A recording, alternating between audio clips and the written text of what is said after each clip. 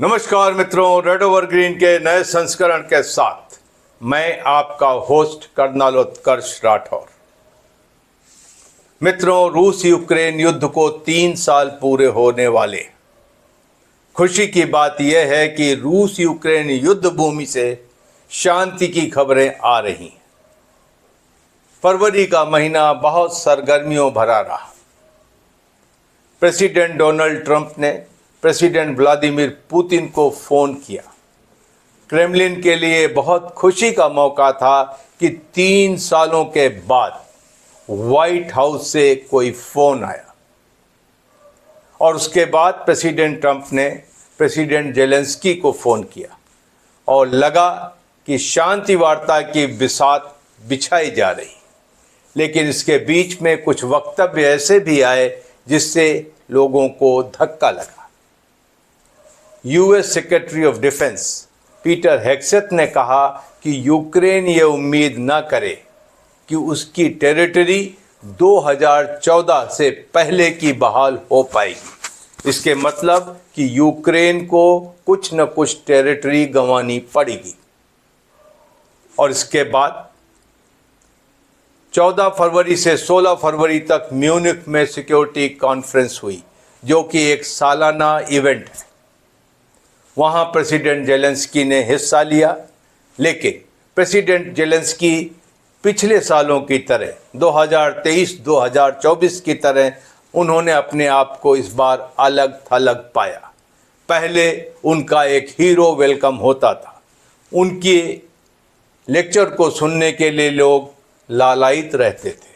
वो खुलेआम लोगों की आलोचना करते थे, खुलेआम नेटो की आलोचना करते थे और खुलेआम सभी देशों से हथियार और मदद मांगते थे।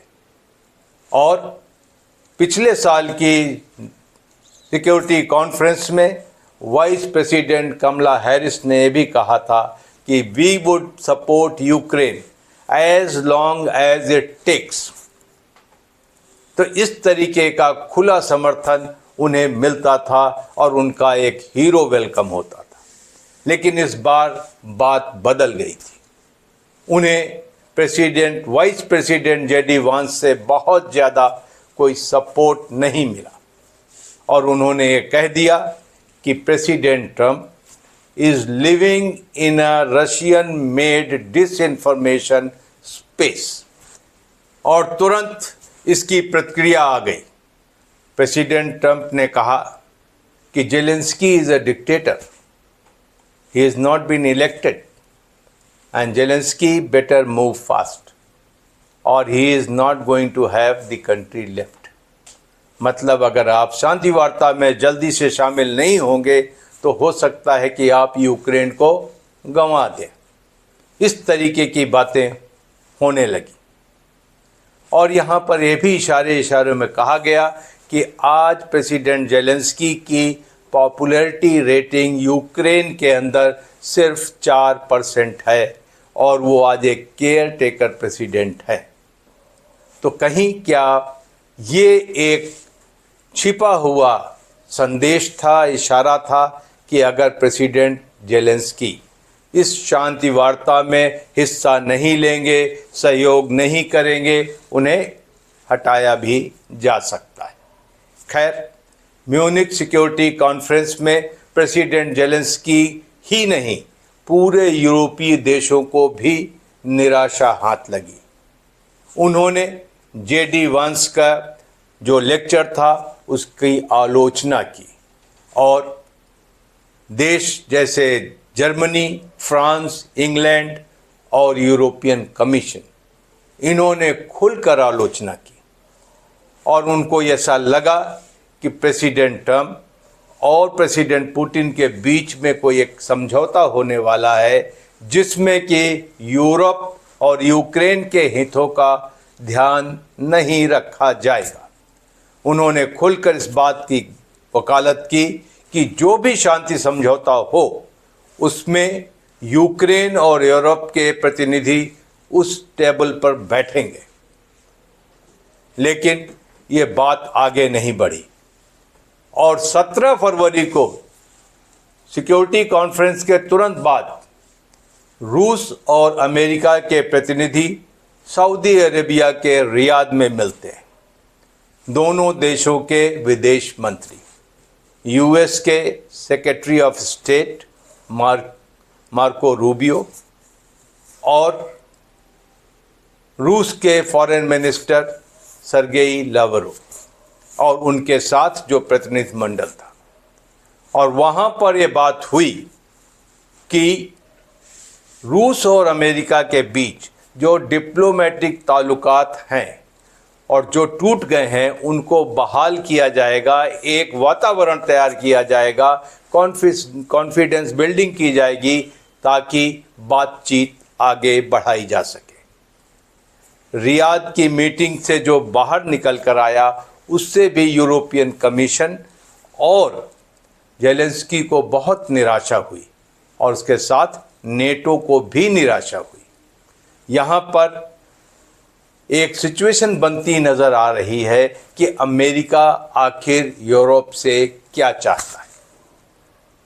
अमेरिका का इस पीस प्लान में लार्जर एम क्या है।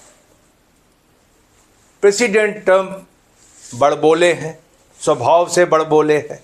उन्होंने कहीं ये भी कह दिया कि यूक्रेन अपनी मिनरल वेल्थ हमसे साझा करे ताकि हम यूक्रेन की बदले में मदद कर पाएं रिकंस्ट्रक्शन के लिए। यूक्रेन में यूरेनियम है, टाइटेनियम है, लिथियम है, ऑयल एंड गैस है, और प्रेसिडेंट ट्रंप ने इस पे वक्तव्य देने के बाद उसकी भरपूर आलोचना नेटो के मुल्कों ने और यूरोपीय देशों ने की। लेकिन प्रेसिडेंट ट्रंप तो ट्रंप है, उनको इससे कोई फर्क नहीं पड़ता। आइए स्केच पे समझते हैं कि ज़मीनी हालात क्या है और रूस यूक्रेन युद्ध में अगर बात करें ज़मीनी हालात की तो किसका पड़ला भारी है। रूस यूक्रेन वॉर में किसने क्या खोया, क्या पाया, आइए इस स्केच पे समझते हैं। यह स्केच यूक्रेन का है जिसमें यूक्रेन के पड़ोसी मुल्क भी दिखाए गए हैं। उत्तर में बेलारूस, उत्तर पश्चिम में पोलैंड, पश्चिम में स्लोवाकिया और हंगरी, दक्षिण में रोमानिया और मोल्डोवा, और उत्तर, पूर्व और दक्षिण में रूस है। इसके अलावा अगर हम बात करते हैं समुद्रों की तो यहाँ पर ब्लैक सी है और सी ऑफ अजोव है, और ये जगह है कर्च स्ट्रेट। कहाँ कहाँ पर लड़ाई अभी चल रही है। उत्तर से अगर शुरू करते हैं तो रूस का कुर्स्क प्रांत, जहां पर अगस्त 2024 में यूक्रेन ने एक सरप्राइज ऑफेंसिव किया था और देखते देखते कोई 1200 स्क्वायर किलोमीटर रशियन टेरिटरी में वो काबिज हो गया। उसके बाद रूस ने काउंटर ऑफेंसिव किया और अगस्त से लेकर आज तक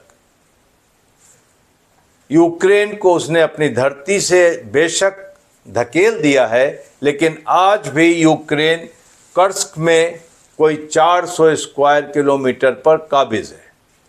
दक्षिण में आते हैं तो खार्किव के उत्तर में रूस ने कुछ लोकल अटैक्स करके यहाँ कोई 80 से 100 स्क्वायर किलोमीटर ज़मीन पर कब्जा कर रखा है। लेकिन जब बात करते हैं बड़े चंक की तो आती है बात पूर्वी यूक्रेन और दक्षिणी यूक्रेन की। यहाँ पर रूस 5 यूक्रेनी ओब्लास्ट पर काबिज है, कम या ज़्यादा। उत्तर से शुरू करते हैं खार्किव, लुहांस्क, डोनेट्स्क, ज़ैपोरिजिया और खेरसन। और आपको याद होगा कि 2014 में रूस ने यूक्रेन का क्रीमिया ओब्लास्ट हथिया लिया था। यूक्रेन का कोई 20% लैंड टेरिटरी आज रूस के कब्जे में है, जो कोई 1,25,000 स्क्वायर किलोमीटर बनता है। यूक्रेन को धक्का तब लगा जब उसने लुहांस्क और डोनेट्स्क के माइनिंग के इलाके, मिनरल रिच इलाके गंवा दिए और उसी तरीके से ज़ैपोरिज़िया और खेरसन के इलाके जहां पर खेती बहुत अच्छी होती है वो भी रूस के हाथों में चली गई। और इससे ज़्यादा रूस के हाथ में यूक्रेन का आज सी ऑफ अज़ोव और ब्लैक सी की इतनी सारी कोस्ट लाइन चली गई। आज यूक्रेन के पास अगर कोई कोस्ट लाइन बची है वो इतनी है और इसमें प्रमुख बंदरगाह है ओडेसा। तो कल को रूस और यूक्रेन अगर नेगोशिएशन टेबल पे बैठते हैं तो यूक्रेन के पास टेरिटोरियल स्वैप के लिए सिर्फ एक ट्रंप का पत्ता है, तुरुप का इक्का, वो है कर्स्क में कोई 400 स्क्वायर किलोमीटर की ज़मीन। और नहीं तो पूरे बार्गेनिंग में रूस का पड़ला भारी रहेगा। तो देखा आपने कि जो भी शांति समझौता होगा उसमें रूस की क्या डिमांड होगी। रूस ने पहले ही साफ कर दिया है कि यूक्रेन नेटो को ज्वाइन करने का ख्वाब छोड़ दे और दूसरा नेटो ने जो यूक्रेन को नेटो ज्वाइन कराने का ऑफर दिया था उसे वापस ले। और इसके आगे उन्होंने क्या कहा, उन्होंने कहा यूक्रेन की मिलिट्री को डिसॉल्व होना चाहिए। रूस का बड़ा टफ स्टैंड है, वो टेरिटोरियल नेगोशिएशन के पक्ष में नहीं है, क्योंकि सितंबर 2022 में प्रेसिडेंट पुतिन ने एक डिक्री के माध्यम से रूस यूक्रेन के लुहांस्क, डोनेट्स्क, ज़ैपोरिज़िया, खेरसन को रूस में विलय कर लिया था। वो उस पोजीशन से पीछे नहीं हटना चाहते। अलबत्ता जो इलाके वो अभी तक जीत नहीं पाए हैं वो यूक्रेन से डिमांड करना चाहते हैं, जैसे कि लुहांस्क, डोनेट्स्क, ज़ैपोरिज़िया और खेरसन में जो ओब्लास्ट की ज़मीन वो जीत नहीं पाए हैं वो शांति समझौते में चाहते हैं कि यूक्रेन छोड़ दे। और इसके बदले में यूक्रेन का क्या स्टैंड है, यूक्रेन के पास महज रूस की 400 स्क्वायर किलोमीटर ज़मीन है, जो कि नाकाफ़ी है पीस निगोशिएशन में किसी तरीके का लीवरेज के लिए। तो लार्जर एम क्या बनते हुए दिख रहा है। अमेरिका ने मिलिट्री एड रोक दी है।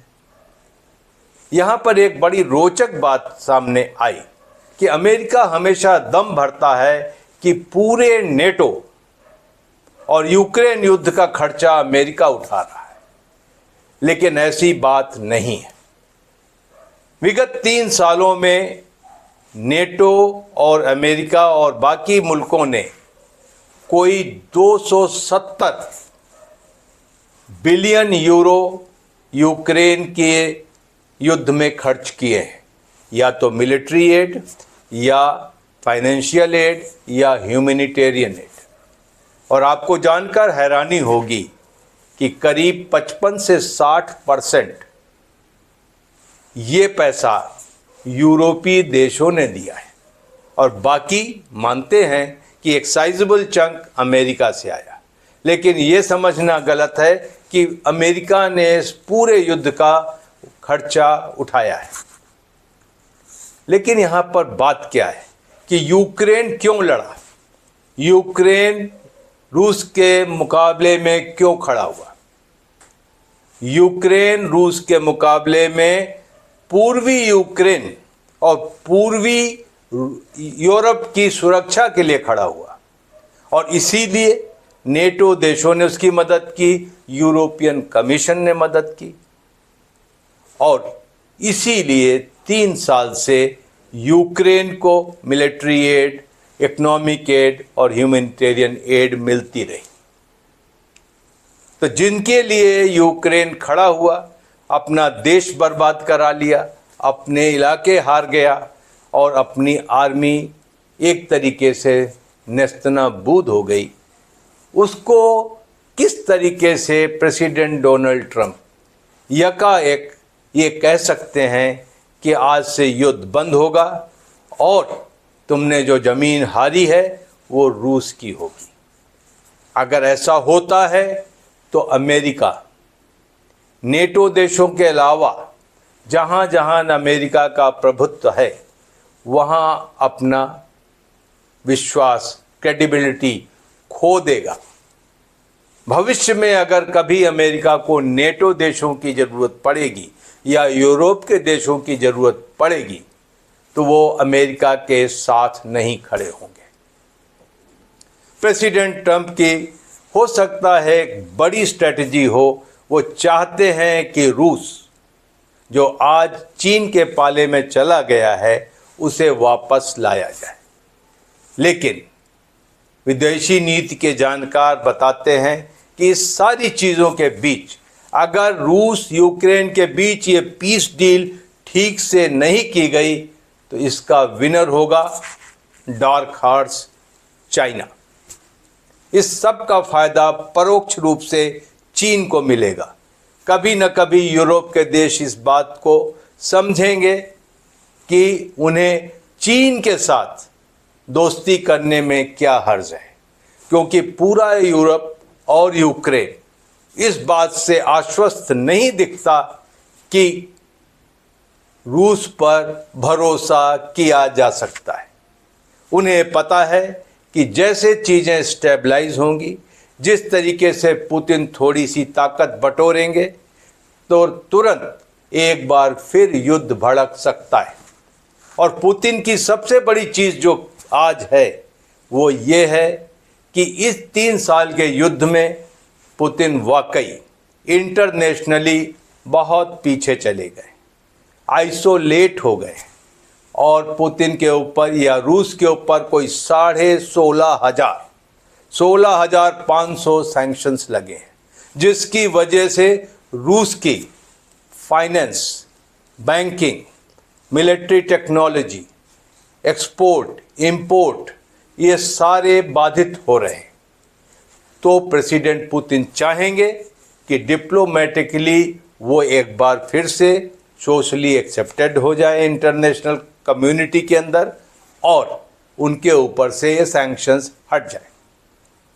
तो ये होने से वो अपनी स्ट्रेंथ रीगेन करेंगे और एक बार फिर से वो वर्ल्ड ऑर्डर में रूस को लाना चाहेंगे। लेकिन यूक्रेन के लिए ये एक बार फिर से डिसअपॉइंटमेंट होगा, उसी तरीके से जैसे कि मिन्स्क कॉन्फ्रेंस में, सिक्योरिटी कॉन्फ्रेंस में, जब यूक्रेन ने अपने सारे न्यूक्लियर वॉरहेड और मिसाइल्स रूस को दे दिए थे सिक्योरिटी गारंटी के तहत।